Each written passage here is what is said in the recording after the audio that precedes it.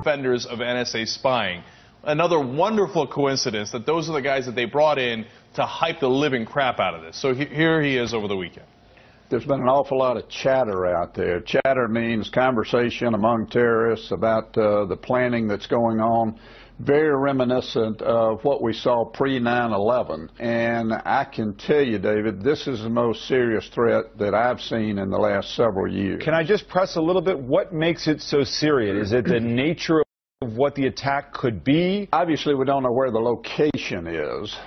That's part of the problem. But what we have heard is some specifics on what's intended to be done, and some individuals who are making plans, such as we saw before 9/11. All right, like right before 9/11, and you throw in the 9/11 world. Look, I think Obama's going the full Bush here.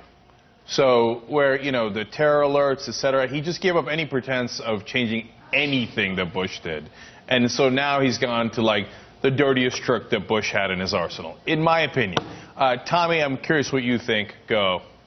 Well, you see me shaking my head over here. First of all, Anna, I got to know, why do you love drug cartels? And why do you hate America? But second of all, for like half I have a to say second, this, I not thought you were two, being you know serious. No.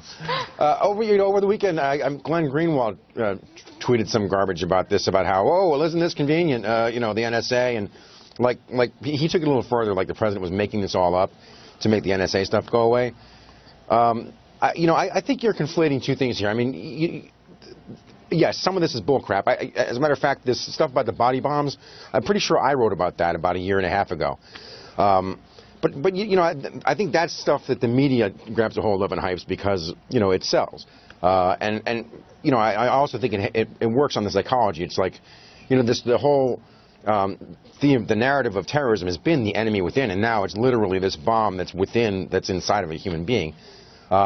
So, you know, I think that's the media hyping this up, because if it bleeds, it leads. But I don't think for a second that, you know, they're going to close all these embassies and have to listen to all of this crap from Republicans if it wasn't absolutely necessary. And I also think, look, if you're going to say, you know, that President Obama is like Bush because he had one terror alert in 5 years, I think you need to slow down a little bit, okay? Do you remember what the Bush era was like?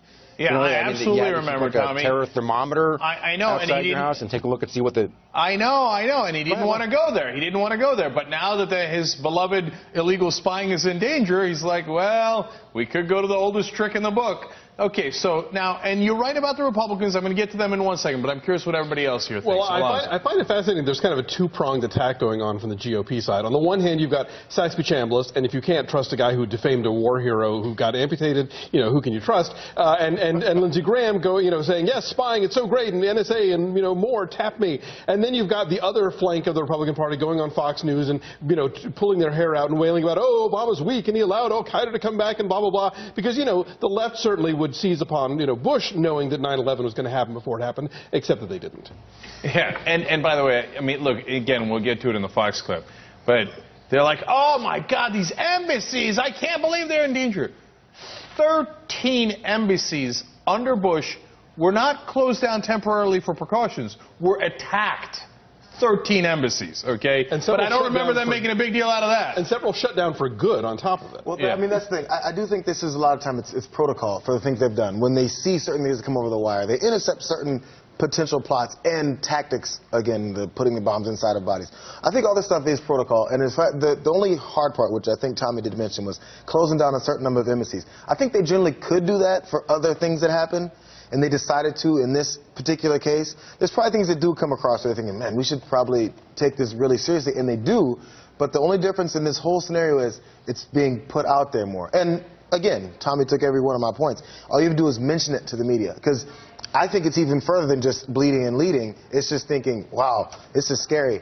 We have to tell everyone about how scary this is, because they really do scare some of the members of the media who really think this is going to go this far. But you always have to err on have to be safer than sorry later, especially since he's getting attacks. President Obama getting attacks. I have a different take on that. You know, with August now. Hold on. With the government, I always lean towards the side of safer than, like, better safe than sorry. The presumption is they're lying Unless they're, that's the safe presumption in my mind. But with the rest of the media, their presumption is the exact opposite. The government always tells me the truth. It would be unbelievable, like a leading story, if we ever found out one thing the government didn't tell us that was true, which is a ridiculous presumption. But, okay, look, here on the embassy point, I just want to clarify a couple things. So here are the list of embassies that were closed down, or countries in which embassies or consulates were closed down.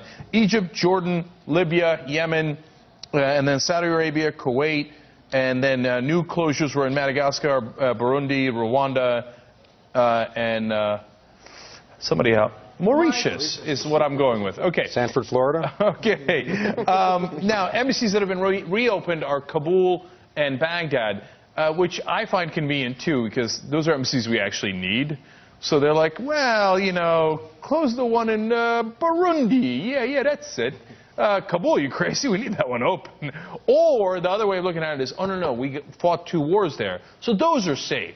The ones where we didn't invade, those are not safe yet, right? Okay, now that's a lot of conspiracies I'm throwing out there. Okay. All right, now let's go to the ridiculous Fox News reaction, which is what Tommy was alluding to. Let's watch. 4 years ago, President Obama gave a much heralded speech, his outreach to the Muslim world, and now 4 years later, we're closing embassies throughout the Muslim world. A year ago, the president said al-Qaeda is on the run, and now we seem to be on the run. I'm not criticizing the decision to close the embassies. That's probably the right thing to do for the sake of trying to save American lives and others, but it's a terrible thing that, just a year ago, boasting al-Qaeda's on the run and Osama bin Laden is dead, and now an unprecedented closure. All right, so everybody agrees. Fox News jumps in it, and it's a giant win-win for them. Because they're like, I told you we should be doing NSA spying like Bush and Cheney said, and I told you Obama was weak. Mm-hmm. So, Tommy, there you have a good point that why would he set himself up for this? The flip side is nothing's worth that. No, but the flip side is it's Obama. All he ever does is set himself up to get his ass kicked by Fox News by trying to appease them. That's 5 years straight that we've seen that playbook over and over again. Yeah, and the crazy part of this, let me just jump in for a second. I love how they continuously say that Obama is weak on terrorism when he just continues the exact same policies that the Bush administration was doing.